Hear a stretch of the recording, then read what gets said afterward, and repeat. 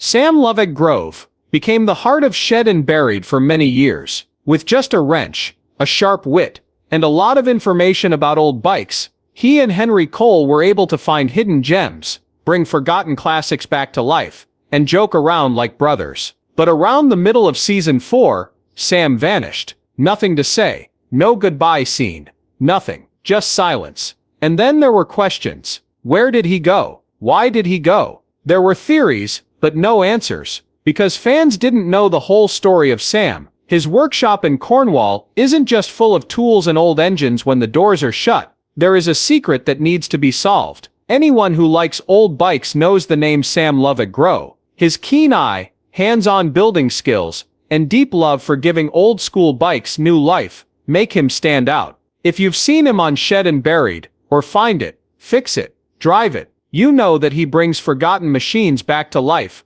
with just a few tools and a lot of know-how. But Sam's story was already going before the cameras and the fans, one that was built on a lifelong love of tools, curiosity and sheer determination. As a child in England's West Country, Sam was always that kid. He was waist-deep in engine parts in the shed, while other kids were outside kicking a ball. He was trying to figure out what made things work. At first, that natural interest in all things mechanical didn't come from school. He first taught himself how to take bikes apart and put them back together piece by piece until they ran again. Some parts of school were easy for me, like the math. He was good at math and physics, and he finally used those smarts to study mechanical engineering at Oxford Brookes University. He didn't just get by, he finished with honors, which showed that he was smart in the classroom and had experience in the real world. Sam was already making old bikes run again when most people were still trying to decide what they wanted to do. He did more than just fix machines. Parts of history were being kept alive by him.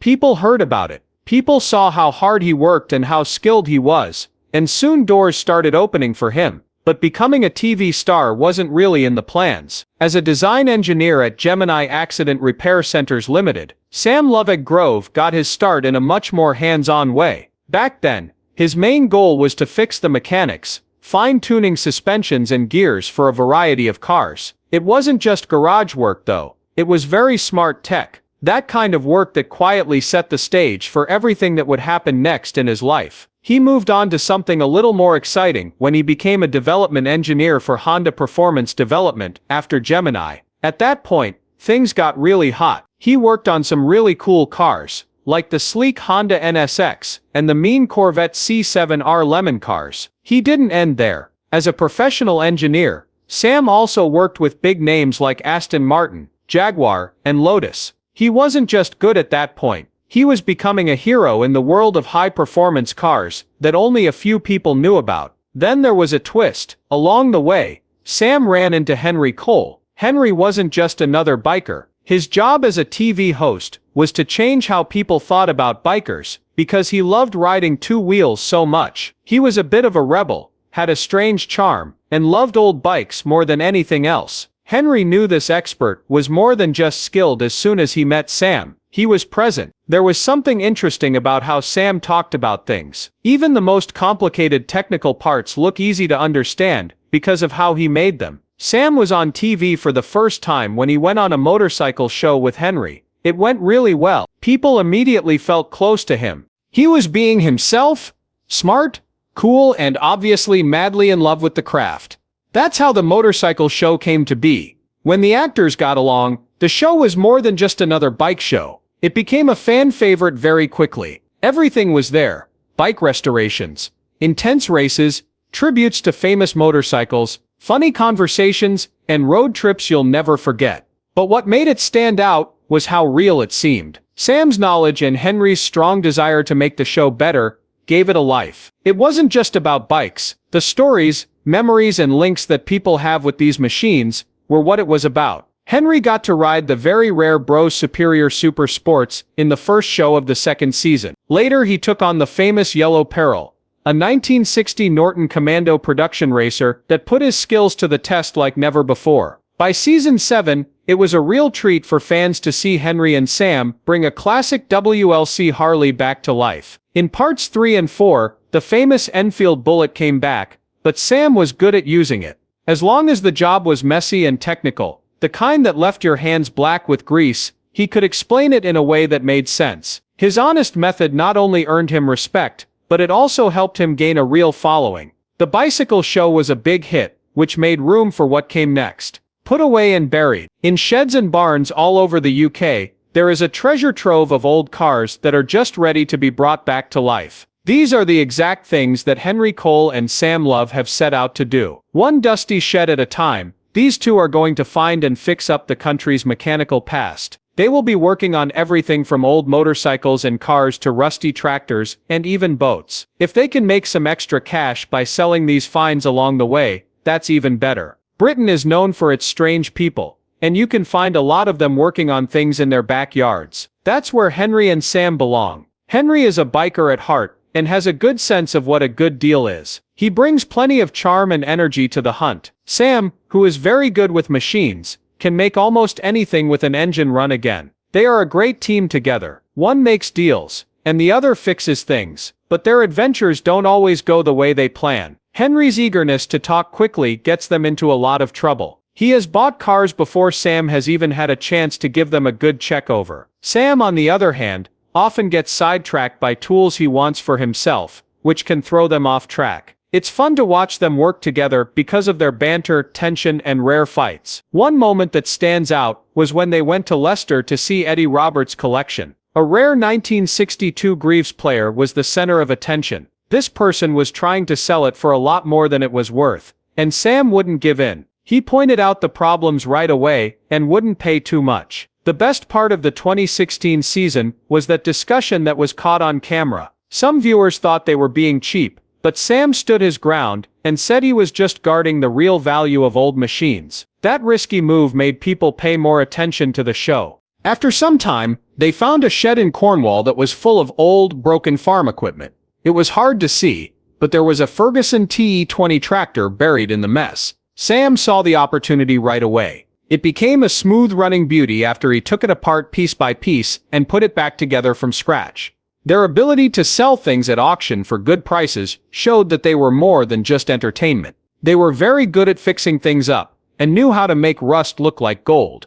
Northern Ireland had another moment that stood out. They found a group of military vehicles, including a Land Rover that had been in real combat, hidden under hay on a quiet farm. The vehicles had been forgotten over time. Sam knew right away that it was important for history. He oversaw the repair, and made sure that the original parts were kept safe. It went for a lot of money when it was finally sold to a collector. Not everyone was glad, though. The farmer who had held it said that the two were lying about how much it was worth to get a deal. Henry talked about the problem in the news, but Sam didn't say anything. He let his work speak for itself. There were more and more fans as the show got better. People liked how Henry and Sam seemed to get along with each other. Henry's charm and Sam's unwavering understanding and straightforward attitude, not just because of the cool finds, but also because of the friendships and fights at its core. Shed and Buried became a hit. One person who stood out was Sam. With his humble, no-nonsense approach and real love for fixing up old bikes, he quickly became a fan favorite.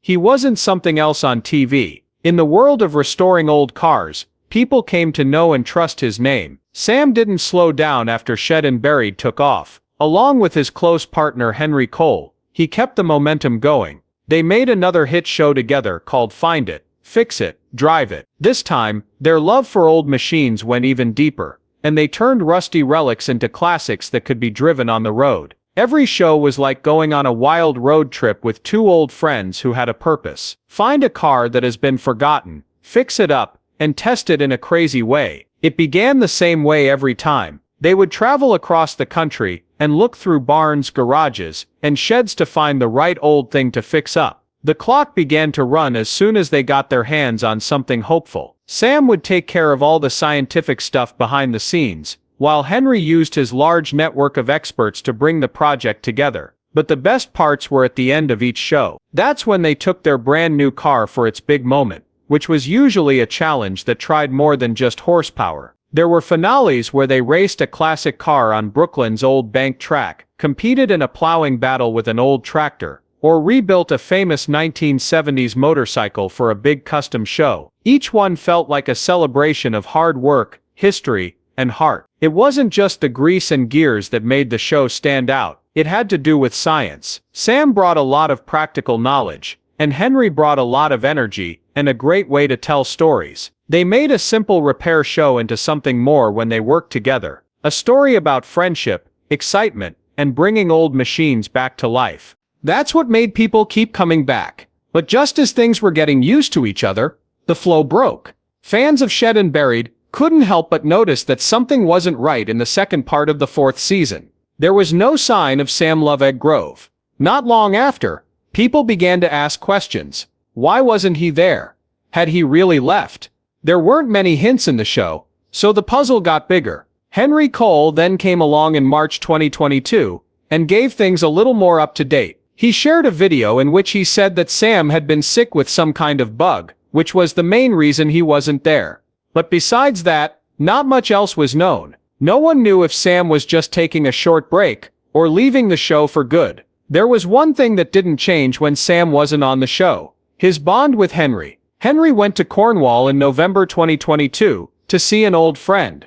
There was a lot of talking, laughing, and working on Sam's new projects with old cars. Fans were able to watch a video of the visit, which showed a different side of Sam's life than what was shown on TV. He may have taken a break from the show, but that movie made it clear that his love for old machines and his friendship with Henry were still strong.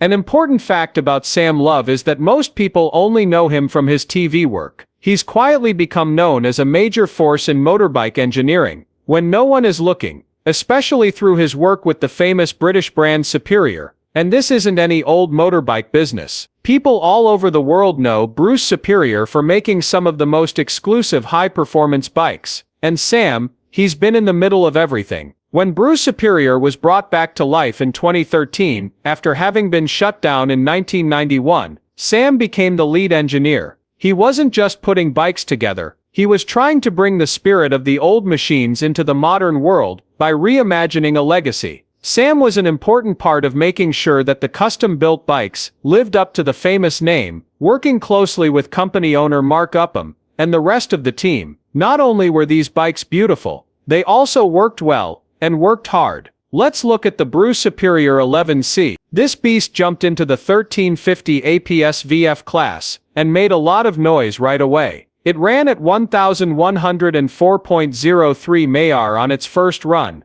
and 11,682.06 MHz on its return, averaging 113.668 MHz and setting a new AMA record. Late in the week, the bike went into a different class, the 1350 AVF. After some fine-tuning and cutting changes, it flew Empire 122.61 on the first run, 126.075% second. The final score was 124.334. In the back is another AMA record. It turned out that the last motorcycle pass of the whole race was that last run, cut short by a sudden rainstorm that made everyone run for cover. Both the rider, Eric Patterson, and the team's head engineer, Alistair Gibson, were very happy. And what made it even more amazing was that the engine was smaller than what was allowed for its class. A bike called the Baby Pendine was the real star of the show, though. Sam himself set up and fixed up the 700cc machine. This one was not only quick, it broke the record. The Baby Pendine set 2 FIV world records and 2 AMA records while it was on the salt, according to a famous motorbike journalist named Alan Cathcart. At 97.60th and 60th from Mapia, the first run was more of a test. But on the return, Alan opened it up and hit 105.04 Empire, which gave him an average of 101.328 MA and a place in the record books. Then came Henry Cole, a TV host who used to race cars, and also put his name in for the Baby Pendine. He had never raced on the salt flats before, but he did it like he had done it all his life. He beat a strong crosswind and a risky tank slapper to record 104.298 miles per hour in the flying kilometer and 103.941 miles per hour in the flying mile, which is an AMA record for the 750 AVF class.